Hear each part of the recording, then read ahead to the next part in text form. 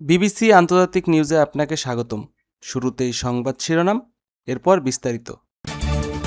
জাতিসংঘের পারমাণবিক নিষ্ক্রিয়ণ সম্মেলনে বড় পদে নির্বাচিত হয়েছেন ইরান। তীব্র বাকযুদ্ধ যুক্তরাষ্ট্রের সঙ্গে। আপনি যদি মুসলিমদের পাশে থাকতে চান তাহলে চ্যানেলটি সাবস্ক্রাইব করে ভিডিওটিতে লাইক করে কমেন্টে জানিয়ে দিবেন আপনার মূল্যবান মতামত। এখন বিস্তারিত।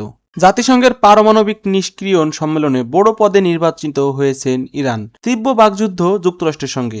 ইরানের পারমাণবিক কর্মসূচি এবং পারমাণবিক অস্ত্র বিস্তার রোধ চুক্তি এনপিটি পর্যালোচনার জন্য আয়োজিত মাসব্যাপী সম্মেলন ইরান মনোনীত হয়। এই নিয়ে সোমবার 29 এপ্রিল জাতিসংঘে তীব্র বাকযুদ্ধ জড়ায় ওয়াশিংটন ও তেহরান। নিউ ইয়র্কে জাতিসংঘ সদর দপ্তরে এদিকে শুরু হয় পারমাণবিক অস্ত্র বিস্তার চুক্তি এনটিপি বাস্তবায়নে পর্যালোচনায় 11তম সম্মেলন 1970 সালে কার্যকর হওয়া এই চুক্তি নিয়ে আয়োজিত এক মাসব্যাপী সম্মেলনে বিভিন্ন আঞ্চলিক গ্রুপ 34 জন সহ সভাপতি মনোনীত করে। সম্মেলনের সভাপতি ভিয়েতনামে জাতিসংঘ রাষ্ট্রদূত দো হোয়া ভিয়েতে জানান, ইরানকে নিরক্ষেপ ভোটযুক্ত এবং অন্যান্য রাষ্ট্রের গ্রুপ থেকে নির্বাচিত করা হয়েছে।